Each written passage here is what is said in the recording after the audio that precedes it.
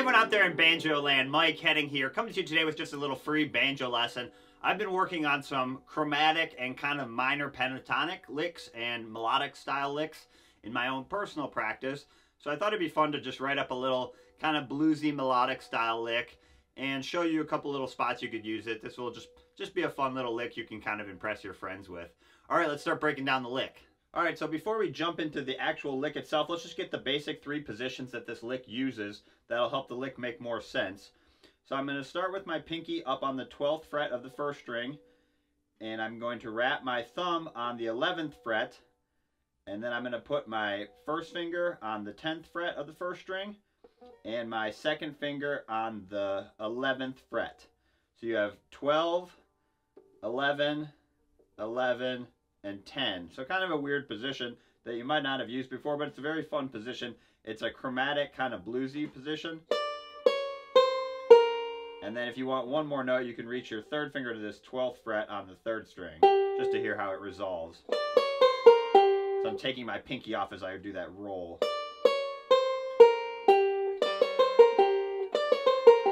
So it's just kind of like a chromatic bluesy position. Again, you could try going up the notes.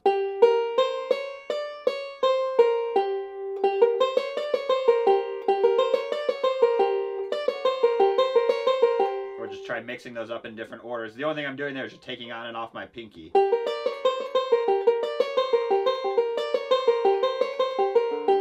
know, something like that. And just playing around with those notes. Again, just getting used to the position. Okay, that's the first shape we're going to use. Again, the other way you can think of that is, and the reason why I'm using my pinky up there is you're kind of like almost working out of this D chord shape. You know, your F-D movable shape. If you move these 2 fingers down and then wrap your thumb, that's basically the position. So that's your D, and then you can go that way. You know, like that. The other way you can do the ending note is if you take off your thumb and then play the open 5th string. Or right there, okay? So that's position 1. Position 2, you're going to slide your 2nd finger down to the 6th fret, and then you're going to stretch your pinky out to the 8th fret of the 1st string, and your 1st finger to the 5th fret. So you're going from here, down to here, and you're slightly more spread out. This is like a B flat kind of melodic style position. B flat and G minor pentatonic are the same notes. B flat major pentatonic and G minor. So we're kind of playing a G minor pentatonic style lick. Again, you can just play with these notes. And then the last position we're going to go down here, you're probably familiar with this one. You know, kind of like the clinch mountain backstep position. I'm going to have my 1st finger on the 1st fret of the 2nd string, and my 3rd finger is going to kind of cover these 3rd frets. You know. So those are the positions we're going to use. This one, and this one. Okay, so just get familiar first, just transitioning between those 3 positions, okay? Now let me break down the lick.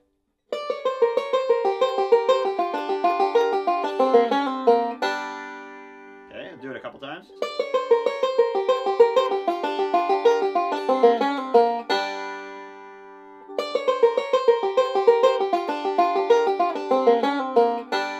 One time really slow.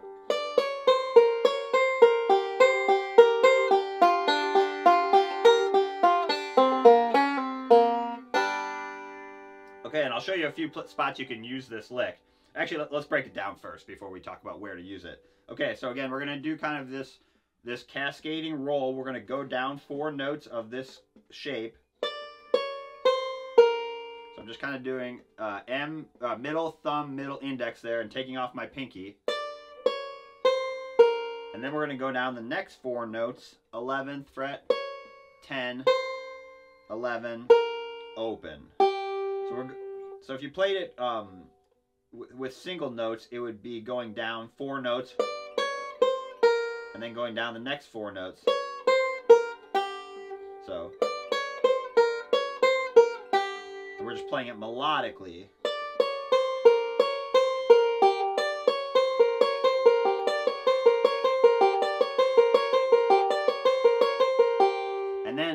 going to continue that pattern exactly. You could continue it down the next 4 notes, but, you know, I like to use those little scale patterns, but you don't want to use it too much, and then it can kind of get repetitive. So, again, we're going to do that little scale pattern run twice.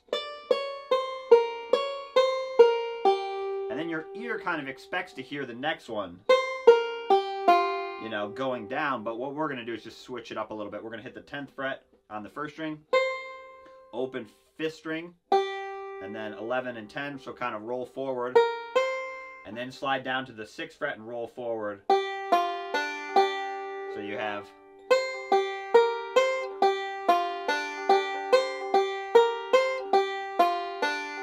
Let's put those two together. So we have...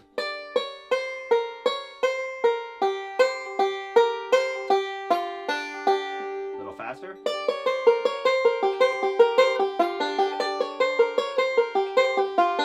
You could just loop those. You could loop those two actually.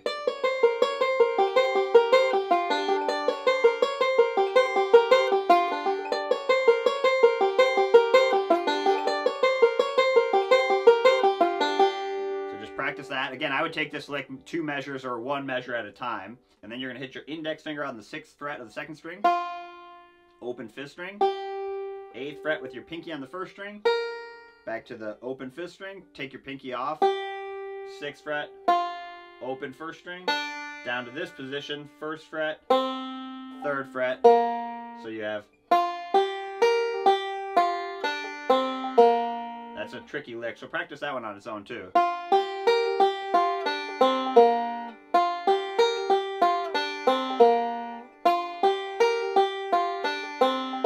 So we have...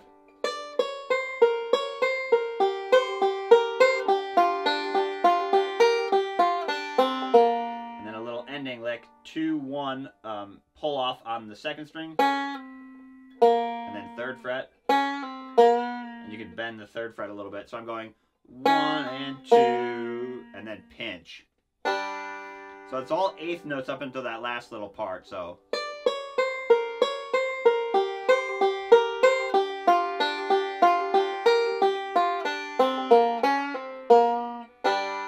don't do that pull off too quick. Give that a little attitude. Okay, so that'd be like an ending lick that you could use. Let's play it a few times.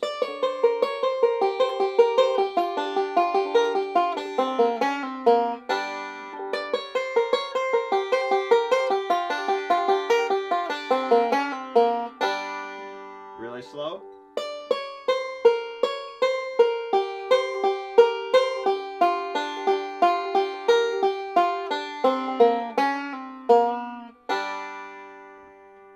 Okay, so where's a couple spots you could use that lick?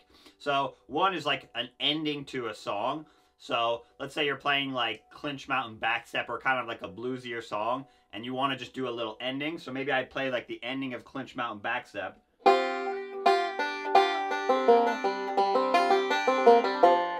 Maybe like that, and then I go...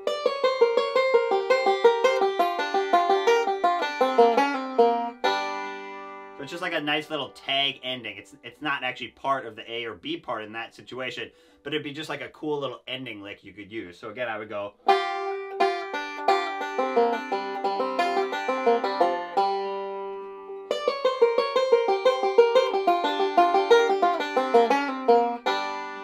And then you could, you know, just give it a little ending. So again, it works as like a little ending lick like that. Any kind of bluesier song where you have just that classic 4 measure, like kind of fiddle tune style ending lick, that lick would work perfectly. Obviously, you probably want to use it on a bluesier song, right? This isn't a very happy sounding lick, so I wouldn't use this on like a major happy song, but like a Man of Constant Sorrow, Clinch Mountain Backstep, 9 Pound Hammer, any of those kind of bluesier songs, this little ending lick would work again. Let's play it one more time.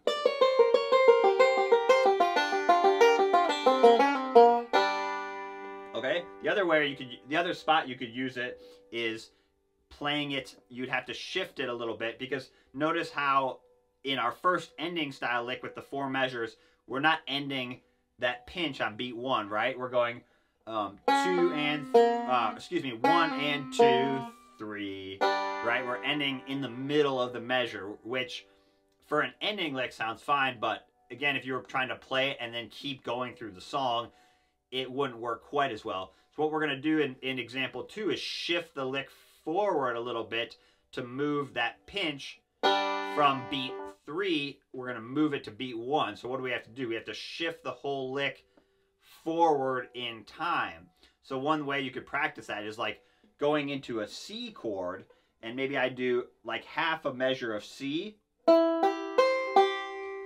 and then I start the lick, instead of starting the lick on beat 1 like we did in the example 1, now we would start the lick in the middle of the previous measure, which would again move it forward. So I'll kind of roll on a C a few times just so you can get an example, because you could do it in different lengths of time, but I'll do the C. So I'll do like a forward reverse roll. Maybe I'll do 2 of those.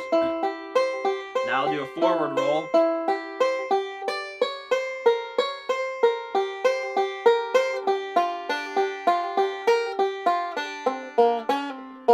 Now I'm back to beat 1. So I have to finish that measure with a roll. So again, we'd have, I'll do it again with the rolling C.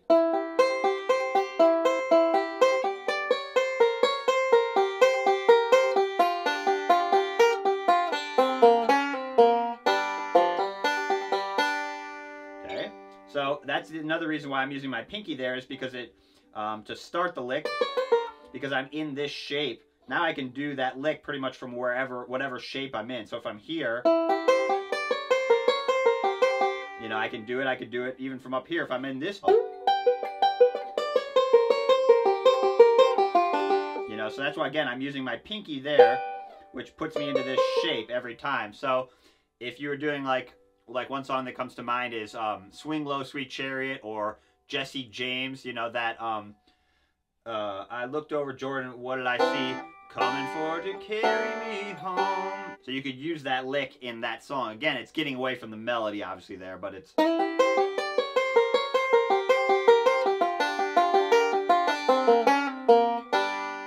Same thing with that Jesse James. Again, there's a lot of songs that use a C, G, and then G, D, G, right? So any song that does that has a bluesy flavor, you could do that. So...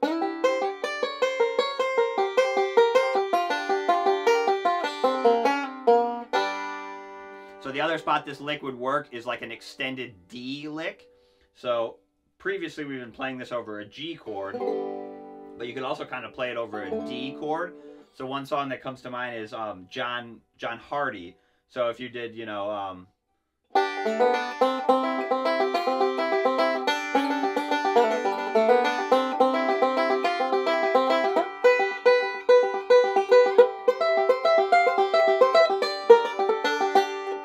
here we have 6 measures of D, right? So our lick is 4 measures long. So let's look at example 3. We'll fill in those first 2 measures of D with just kind of like a John Hardy style, Scruggs style arrangement, and then we'll play that 4 measure lick for the last 4 measures of D. Again, we're going to be getting away from the melody, but it's a cool little ending lick. So again, I'll kind of play it from... And then right here.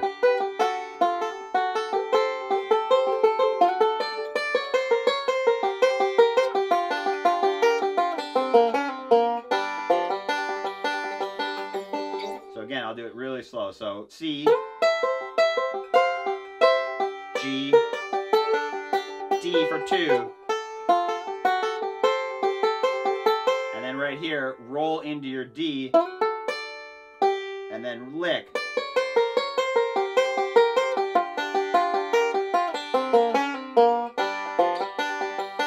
Let me do it a little fast. I'll do it slow once without talking, and then a little faster without talking.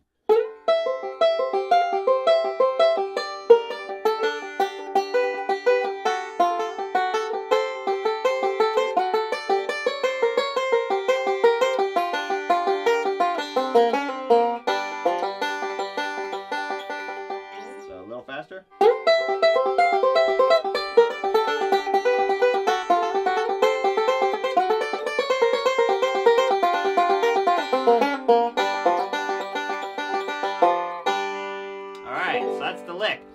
thing you could try is just using those positions and mixing them up in a different order.